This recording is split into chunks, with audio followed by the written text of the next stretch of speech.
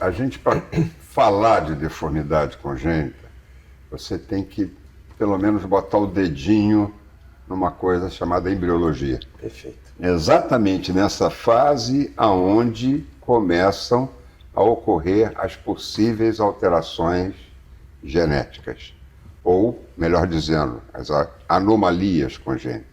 Então, existem tipos de deformidades, como, por exemplo, a polidactilia, as sindactilias, que são deformidades que passam de pai para filho ou de mãe para filho. Assim, eu falo para as mães, às vezes, quando eu tenho oportunidade, e até é bom esse canal que a gente tem diretamente com os pacientes, que as mães às vezes se culpam muito. Elas associam aquela deformidade a alguma coisa que ela não julga correto que ela fez durante a gravidez, algum instrumento, algum objeto, alguma queda que ela tomou durante a gravidez, e por isso a culpa é dela, da criança ter nascido com aquela mão. Isso é uma coisa interessante, porque isso acontece frequentemente. Pois é. E dentro dessa frequência, e hoje em dia com os recursos da ultrassonografia tridimensional, às vezes você consegue detectar isso intrauterinamente. Sim. E eu já tive casos de paciente que me procurou no consultório, no 5º mês de gestação, querendo saber o que ela poderia, como ela poderia resolver aquilo. E isso para a gente é uma coisa extremamente complicada, porque existe o problema da culpa. Sim. Né? E às vezes é o primeiro filho, e é um filho esperado, como acontece em 90% dos casos. Quer dizer, há casos em que a mãe, às vezes, por indesejar essa gravidez, ela aborta e faz uso de medicações que podem efetivamente afetar. Mas isso, quando acontece num estágio mais inicial. Mas é uma coisa extremamente difícil, né? Tanto é que a gente procura, na primeira consulta, explicar que isso daí é uma falha do desenvolvimento, e essa falha do desenvolvimento é uma coisa imprevisível, a gente não tem como saber, ou pelo menos prevenir que isso aconteça, porque é uma fábrica que, de repente, apresentou um produto que não é normal. Sim. Né? E existe uma frequência maior de casos, né? Como, por exemplo, as sindactilias, que são as falhas de separação dos dedos, como, por exemplo, as polidactilias, né? O dedo mínimo e o polegar são os dedos mais frequentes. E isso são as que a gente visualiza na maioria das vezes, e que tem como resultado terapêutico até bastante satisfatório, né? Agora, há deformidades em que a criança nasce com uma ausência total, não só do membro, como de uma mão ou de um antebraço. Uhum. E aí não há a possibilidade da gente poder atuar, porque não há como você reconstruir isso. Entra-se na parte das órteses e próteses, né, para poder suprir isso. Os pais ficam muito angustiados, achando que há necessidade de se ortetizar ou se protetizar, quando isso não é uma coisa, digamos assim, possível de se corrigir cirurgicamente.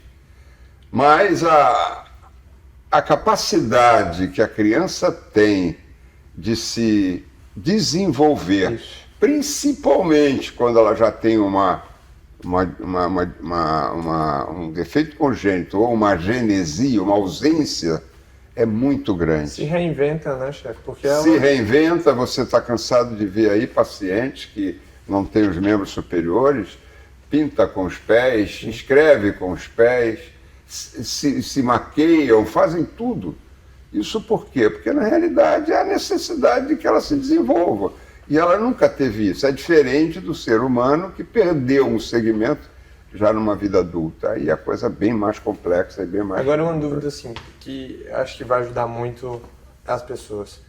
Vamos supor que a mãe nasceu, ou então diagnosticou, que o filho tem uma alteração, ou um dedo extranumerário, ou um dedo estacolado, a sindactilia. Quando é que ela deve ir no especialista? Qual seria o momento ideal?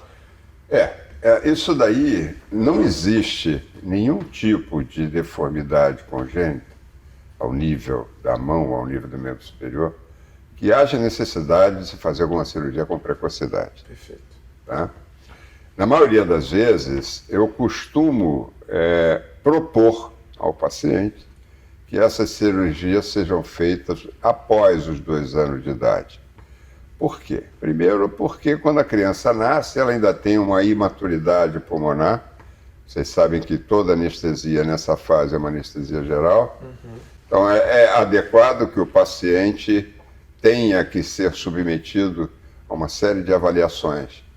Não é raro a gente ver que as deformidades congênitas elas vêm sempre acompanhadas a outras deformidades, em outros órgãos, né? E isso, obviamente, precisa ser avaliado e analisado. Isso requer, às vezes, algum pouco de tempo.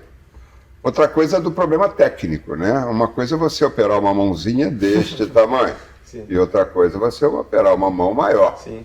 Né? As estruturas vasculares, as estruturas nervosas, as estruturas tendinosas, elas estão mais bem desenvolvidas e você vai ter muito mais facilidade.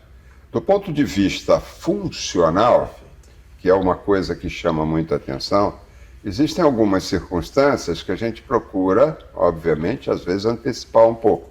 Como, por exemplo, a criança que nasce com todos os dedos da mão juntos e não separados, incluindo principalmente os dedos polegares, esses polegares precisam ser liberados por volta de um ano e, no máximo, 1 ano e meio, para que a criança tenha noção de desenvolvimento segmentar, da utilização do polegar como elemento de oposição. Mas, na maioria das vezes, quando são deformidades que acometem predominantemente dedos de tamanho normais, isso às vezes pode ser até feito na vida adulta.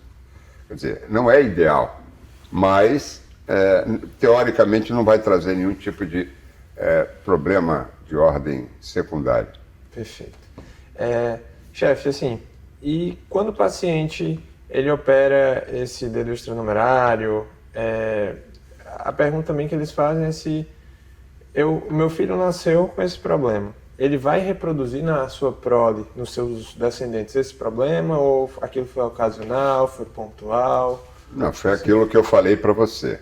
Quando a deformidade é uma deformidade hereditária, que obviamente você tem... Por exemplo, eu estou falando de sindactilia, que é uma das deformidades congênitas mais frequentes. Perfeito. Você tem formas de sindactilia que são chamadas formas sindrômicas, e essas formas sindrômicas, quer dizer, que vêm associadas a outras alterações, elas geralmente têm um componente hereditário, e quando isso acontece, obviamente, o histórico familiar permite que a gente tenha certeza absoluta de que...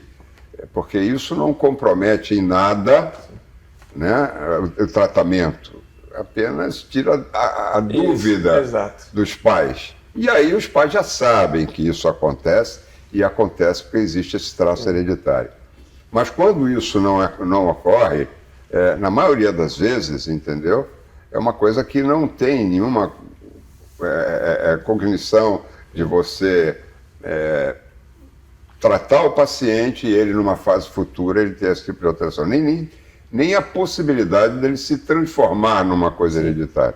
Quer dizer, o que é ocasional vai ser ocasional. Entendeu? Chefe, assim, eu queria que o senhor deixasse uma última mensagem. A gente sabe que esse tema específico dentro da ortopedia gera assim, uma ansiedade, uma angústia, uma culpa interna nos pais e assim, uma apreensão enorme, né? Tem uma carga emocional muito forte. Tem assim, das dúvidas como o senhor já falou, do porquê que isso aconteceu, porquê que foi meu filho, eu quero resolver agora, ser meio imediatista, como a gente já discutiu isso outras vezes, e como é que ele vai evoluir? Será que ele vai ter uma mãozinha normal? Mas a cicatriz vai ser grande, ele vai conseguir pegar as coisas? Eu queria que o senhor, nessa última mensagem, deixasse...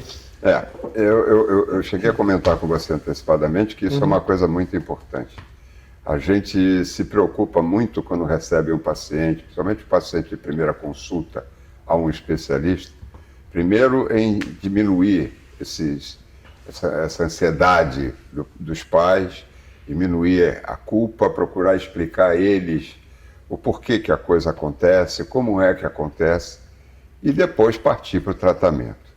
Quando a gente fala, eu tenho um jargão que diz o seguinte: olha, meu amigo, mão não é uma coisa que nasceu para ser bonita, né? Senão a gente teria ela presa no nariz da gente aqui. Mas não é. Então, quando a gente lida com uma deformidade congênita na mão, a gente se preocupa, primeiro, com a funcionalidade e, segundo, com a estética. A funcionalidade a gente procura e consegue ajudar em muito. Funcionalidade não é igual a normalidade. Normal é impossível, só nascendo sem a deformidade congênita. Mesmo que a gente consiga fazer uma correção perfeita, a gente vai ter sequelas, né? De tamanho, sequelas cicatriciais, mas o mais importante disso é que a criança ela vai ter o desenvolvimento dela funcionando com aquela mão que, mesmo não sendo normal, ele vai ter uma característica de atividade muito perto do normal. E isso, obviamente, existem aquelas preocupações de que meu filho vai ser motivo de chacota no colégio. Isso é uma coisa que acontece. Criança não tem desenvolvimento psicológico perfeito para isso. Mas eu acho que essas coisas, a gente procurando encarar o problema com naturalidade e buscar a interpretação do médico especialista e a definição do seu período, porque muitas coisas a gente não consegue resolver de uma vez só e não consegue resolver para ontem. Foi aquele exemplo que eu dei para você da paciente que estava com o neném no 5º mês de gestação querendo a solução para o problema, quando na realidade não tem solução. A solução é deixar a criança nascer e depois a gente fazer todo esse trabalho habitual que a gente está fazendo. É o que eu tenho para dizer aos pais, né? É lógico que isso é um trabalho longo, não é um trabalho de curto prazo. Sim. A gente tem que conversar muito com o paciente, a gente tem que tirar as dúvidas, a gente tem que sugerir ao paciente procurar outros colegas para ouvirem o mesmo tipo de opinião, que é para dar essa segurança e diminuir um pouquinho a angústia, que depois, com o tempo, com certeza, ela é superada. Chefe, assim, eu sou um admirador do seu trabalho. Obrigado. Eu estou muito feliz que o senhor esteja aqui, assim, é um prestígio enorme, dá uma força para o projeto que o senhor não imagina.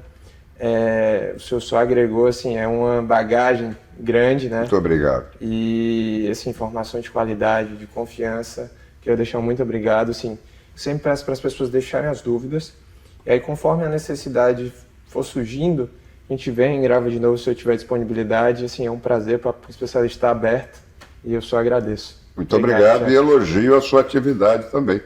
Eu acho que é uma coisa muito interessante. E como eu falei para você nos nossos contatos de WhatsApp, né? Eu incentivo muito as pessoas mais jovens. Obrigado. Porque eu acho que isso daí é uma coisa que é sangue novo que está chegando. É verdade. Obrigado, chefe. Foi um prazer. Um abraço para você também.